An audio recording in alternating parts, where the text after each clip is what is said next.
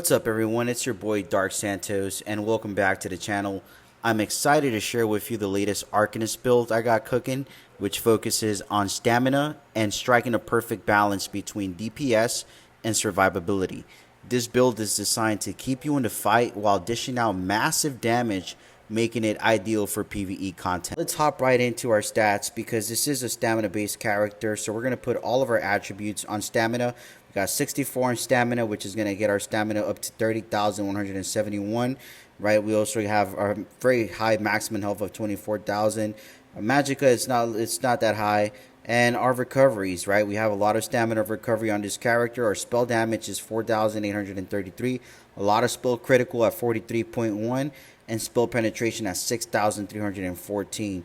Now, spell resistance right now is pretty low, but we're going to show you how we can go ahead and buff that up. Now, for our consumables, right, we do have some consumables, which in this case is sugar skulls.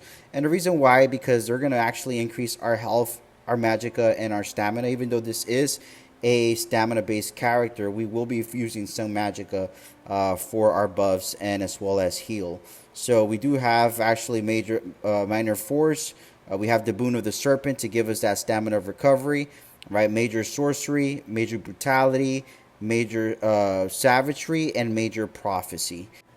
Now, as mentioned, right, if we're going back to our stats, we can see that our spell resistance, it's at 13,875. It's not that high, but with our shields, we can actually go ahead and increase that. So these are two spells, two skill classes that the Arcanist has, and once activating them, you can see that our spell resistance right now is at 24,777. So huge increase from that 13,000 that we had initially. And again, this is by activating our shields for the Arcanist, and that's what's going to help us with the survivability. As you can see, if some of them are already fading away, so it went down to 21,000, and then once that fades away, it goes down to 13,875. Now, for those wondering, what set are we using in our character? One of the sets that we're using is one of my personal favorites, which is the Hexos reward set. We're using this on our first bar, which is a lightning staff. And then the reason why we actually have the lightning staff is so that way whenever we're doing heavy attacks, we're getting a lot of magicka recovery.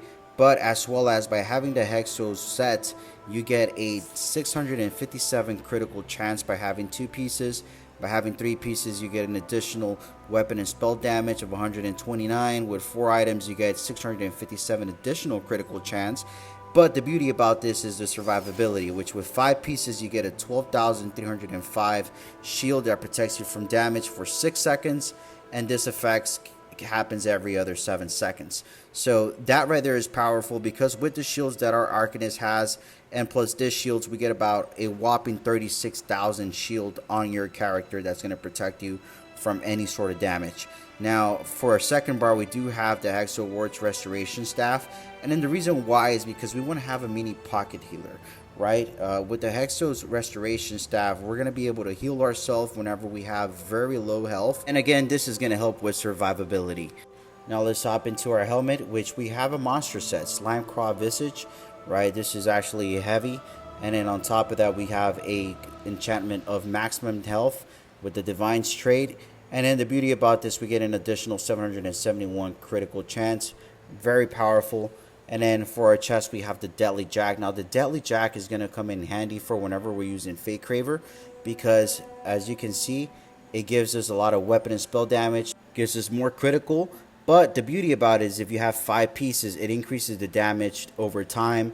Channel attacks do with by 15%. So this is going to be very important for whenever we're using Fate Craver, which is the beam. Now the arms, waist, hands, pants, and feet, we're looking at Deadly as well, with Stamina Enchantment and Divine Trade. I do have some that I haven't transmuted them yet, but I will be working on that soon. And let's talk about our mythical item, because for mythical, we're using Velothi Ur-Mage's Amulet. Now this is a very powerful amulet. We have it with the Molten Enchantment, which is 174 weapon and spell damage plus magic of recovery. It is bloodthirsty trait.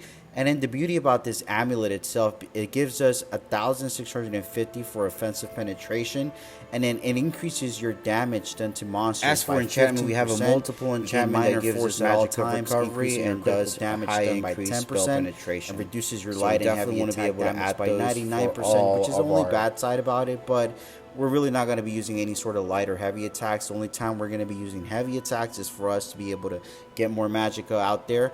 And the magicka is the only time we're going to be using that is for whenever we want to activate our shields or whenever we need to heal ourselves. As for the rest of the jewelry, it's Hexo with bloodthirsty trait and multi-enchantment.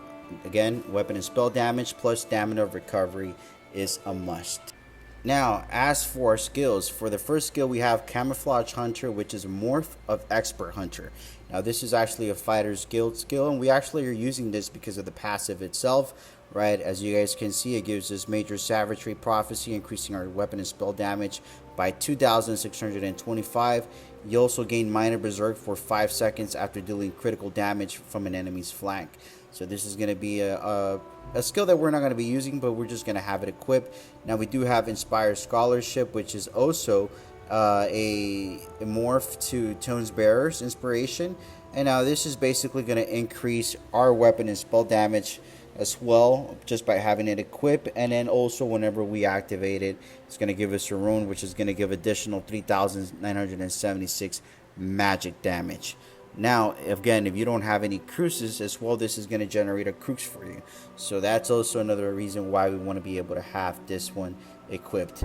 Now, as for the circle, we actually have Prismatic Fate Craver, which is the morph of Fate Craver. Right now, the beauty about this one is that while we actually have 3 cruces, it consumes 3 cruces to give us a shield. And we're talking about an additional 11,283 shield that's going to protect us from any additional damage on top of the other shields that we have, on top of the shield that we get from Hexos. So this is definitely great for survivability. As for long range attack, we do have Escalating Rune Blades, which are actually a morph of Rune Blades, and I love this because it allows me to keep distance with my enemy, also giving me cruces every single time I use them. And then on top of that, I can take down enemies from farther away, so before they even get close to me, I'm already making significant damage. Now, for our second spammable, we're actually going to be using Sulfuric's Flail, which is actually a morph to Abyssal's Impact. Now, I specifically love this one because I use it as a spammable as well. Usually when you're up close with an enemy, as well as if you have multiple enemies in front of you, because this does a whopping 8,537 physical damage, healing you for 3,676 and generating cruces. Now, if you do activate Inspired Scholarship, you can actually just cast this twice, and you're going to have 3 cruces, and after that, you do your Fate Craver. So definitely love this, specifically if you have an enemy that's below 50% health, you're going to be doing an additional 100% more damage by casting this. So I definitely recommend you use this as a spammable. And then for our ultimate, we have Flawless Dawnbreaker, another Fighter's Guild ability. Now this itself, we're only using it for the passive. We're really not going to be activating this at all. And this will conclude our first bar. Now for our secondary bar, we do have a Mage's Guild ability, which is Scalding Rune. Now this is actually a morph to Fire Rune, and this ability is going to do damage over time to our enemies. It does take 2 seconds to arm, and it does last for 22 seconds, but whenever we cast it, we do 9,080 flame damage, and then an additional 13,992 flame damage over 24 seconds. Now for our second ability, we have Rapid Regeneration, which is a morph to Regeneration. This comes from our Restoration skill line, and this is going to give us 13,476 health over 5 seconds. We're only going to be casting this whenever it's necessary, so this is not something that we have to worry about spamming. But going into our third ability, we're talking about our shields now. So this is Rune Guard of Freedom. I personally love this because it gives us a whopping 2,974 increase with armor.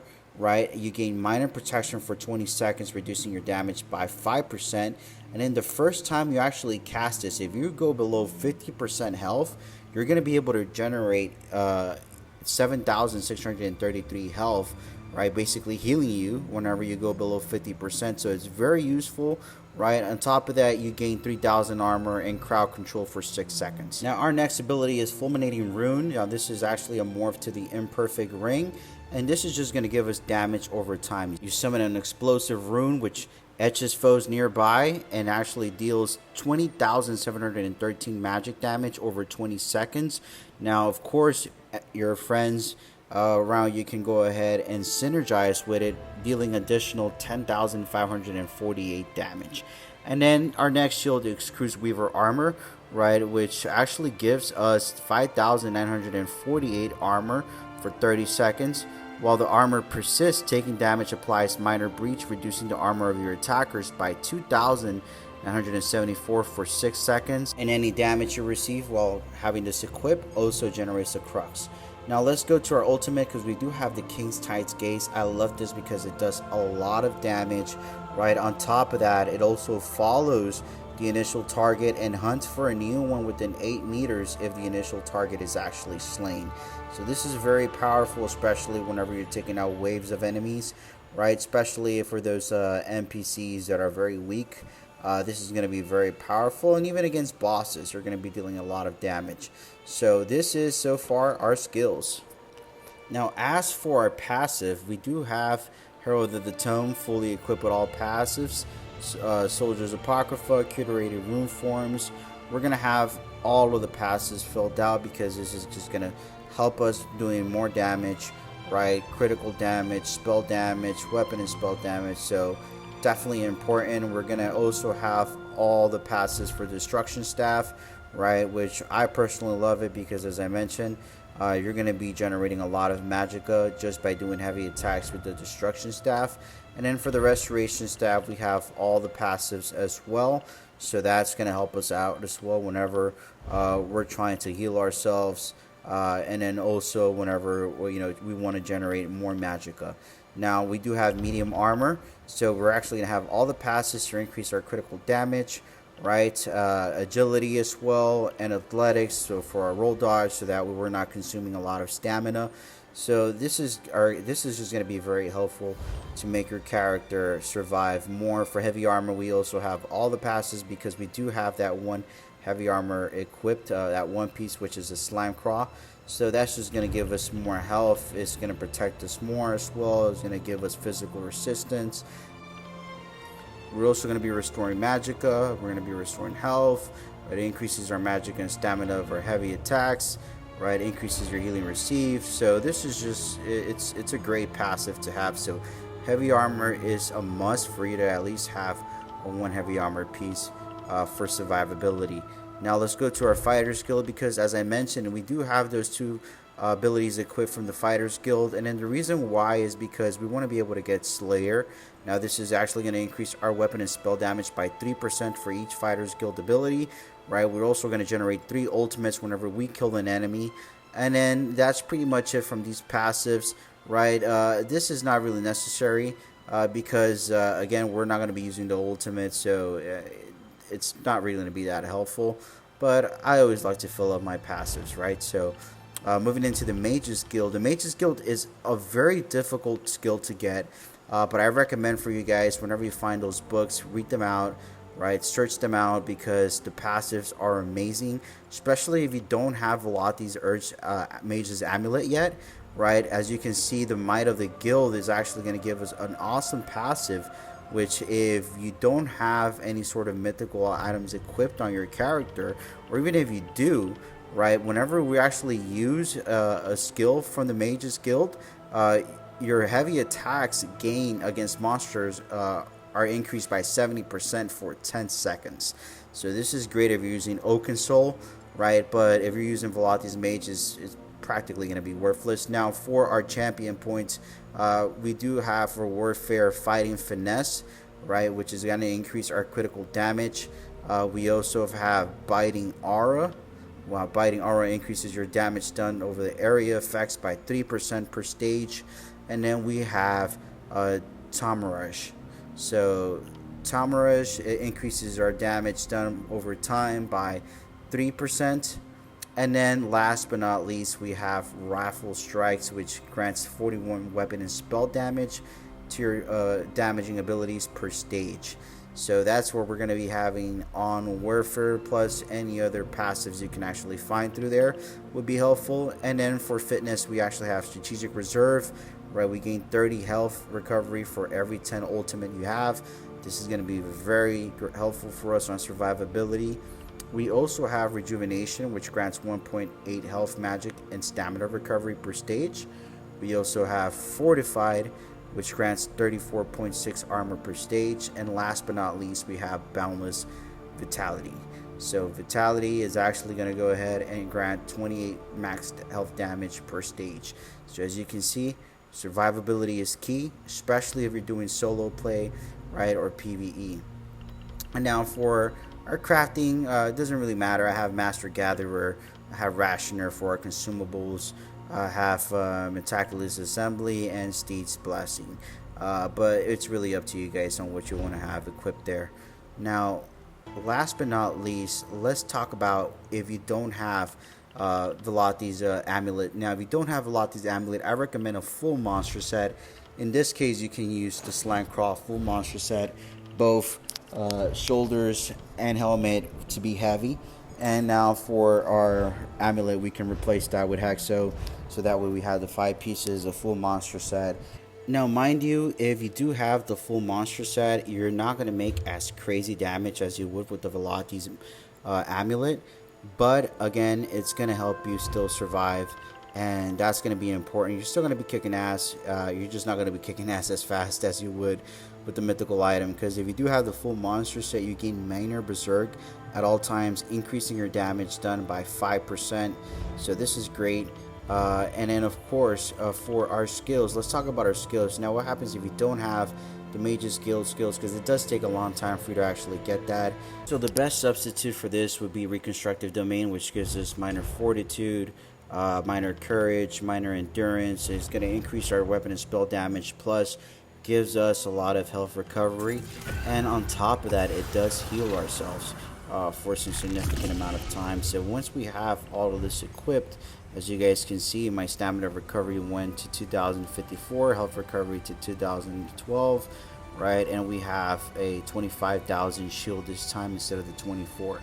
So that's what I recommend if you guys don't have that specific Mage's Guild skill line. Now let's hop into where we can actually find this gear. So let's start off with Deadly.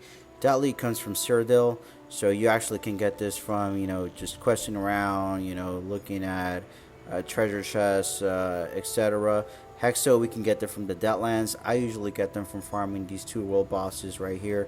You're gonna see a lot of people farming them every single day, so don't be afraid to hop in and, you know, slay these monsters. Now in that case, if you don't have these DLCs available, you can still able to get this gear by going into a guild trader and buying it from the guild trader itself. As for our monster set, we can get them from Wayward Sewers 1 or 2 by defeating the final boss and veteran.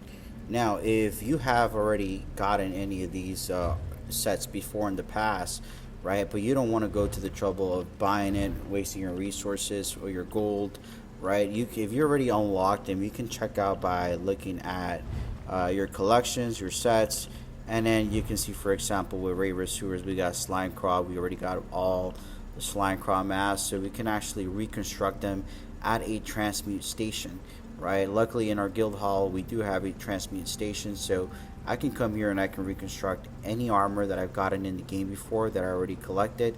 So that goes the same with the Hexo armor, with the Deadly set, etc. And that's how I can also change the traits if I do have an armor set that comes with a specific trait that I don't like, I want to change it, I can go ahead and just transmute it there, or I can just reconstruct it, right? And that will save you tons of gold from going out and buying it with a guild trader, or as well as from you know just farming, because it does take a long time for you to farm and get exactly what you want.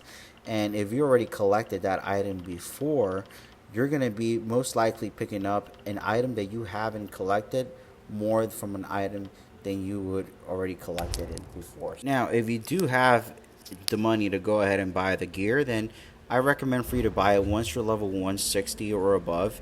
Don't buy it beforehand because it's practically going to be useless if you do level up and you go above 160. Now, if you do have the gold, but you don't know how to purchase items at a guild trader, you can go to any guild trader, any major city, right? You can find them around, even in the outworld. Yes. And just go to anywhere. Just type what you're looking for. In this case, if I'm looking for deadly, I'll type in deadly, and as you can see, you can find deadly very cheap, right? 8,000, 5,000, but it might not come with the trait that you're looking for, which is divine. Now, if you are looking for a divine trait, you might be looking at more higher prices, about 40,000 to 50,000, 60,000. It just can get crazy. So I recommend whenever you have the chance, just try to research these items. For example, here you can see I got divines available. I can research it, and then once I have that available, I can go to the transmute station and I can change the traits through there, allowing me to save approximately 30 to 40,000 gold. But if you do have the gold, you do have the resources, and you don't want to spend your crystals, then you can just come in here and just buy them. You can put the name of the gear you're looking for, and then you can also go a little bit on different sorts. If you're looking for apparel, and if what sort of traits you're looking for. As you can see, the divine traits are just very outlandish numbers, 180,000. Divines can be very expensive, so I recommend for you to just research them. As you guys can see, if I search for this specific gear again, with divines, it might be 15,000 on helmets, but we're gonna have the monster helm. But if we're looking at the rest of the pieces, are 44,000. So it's just crazy, right? So learn exactly what you're looking for. My recommendation: browse around. Don't just buy it from the first guild trader you find it, because you might find a bargain somewhere else. And that's my recommendation when it comes towards purchasing. Your money is my business. Now, the same thing you can do with the Hexo gear, right? So as you guys can see, it's 20,000 here, 10,000 on the other one. So just browse around, guys, and you're probably gonna find a bargain somewhere else. So let's talk about rotation. So first, we either activate Rune Guard or Freedom or Cruise Weaver armor. Then we're gonna go ahead and activate Fulminating Rune. After that, we're gonna be using the Fire Rune for the Mages Guild, and then we're gonna go with Inspire Scholarship. Now, our main goal is to generate 3 Cruxes. Now, if we use Sulfuric's Flail, we only have to spam that twice, and we're gonna have 3 Cruxes, so that way we can go ahead and use Fate Craver. Escalating Rune Blades, I use them more for long ranges, but so you can be aware, if you do have 3 Cruxes and you use Escalating Rune Blades, your Escalating Rune Blades attacks are going to become more powerful with the more amount of Cruxes you have around you. Now, my recommendation is for you to actually use a Sulfuric's Flail if you are close range, and Escalating Rune Blades if you are long range. Now, mostly the reason why I spam more Sulfuric's Flail is because by doing Inspire Scholarship, and then by just spamming it twice, I will have 3 Cruxes on my character, which will allow me to use Fate Craver. And remember, the more Cruxes you have on your character, the stronger Fate Craver will be. Fate Craver is going to be your main ability for damage, because it's going to be doing crazy amount of damage on the character. On top of that, the damage over time, with the deadly set that we have equipped on our character, is just gonna make your attacks very OP, and this is gonna help you with any scenario, whether you're fighting world bosses, whether you're doing world events, whether you're doing dungeons by yourself solo, or if you're in a group and you're doing veteran dungeons. This is going to be very helpful for you. So that's going to be our main attack. Once your Scalding Rune and Fulminating Rune expired, you're basically just going to repeat that same rotation. Activate your shields, do your damage over time attacks, and then move on to doing your spammable and Fate Craver. So hopefully this build is able to help you conquer Tamriel. I know it has helped me a lot on survivabilities. I can solo any dungeon out there by myself. I can do veteran dungeons, veteran trials. It's a very powerful build, and with the shields you're getting, survivability, it's going to be key on keeping your character alive, not dying that much, and at the same time as well, the damage that you're inputting, it's crazy. So if you have any questions, any concerns, please let me know. And of course, if you have a better build, I would love to know what build you're using, right? If you have something better, I'm always willing to hear out, people's feedback. If you have any feedback as well, but please let me know in the comments what you think about this build. Hopefully, it helps you out a lot. And again, thank you so much for watching. Hopefully, you guys can subscribe. Make sure to like this video. Make sure to subscribe. Activate the notification button so whenever I do more builds like this, you guys can get notified. And yeah, thank you so much for watching, and I'll catch you up on the next one.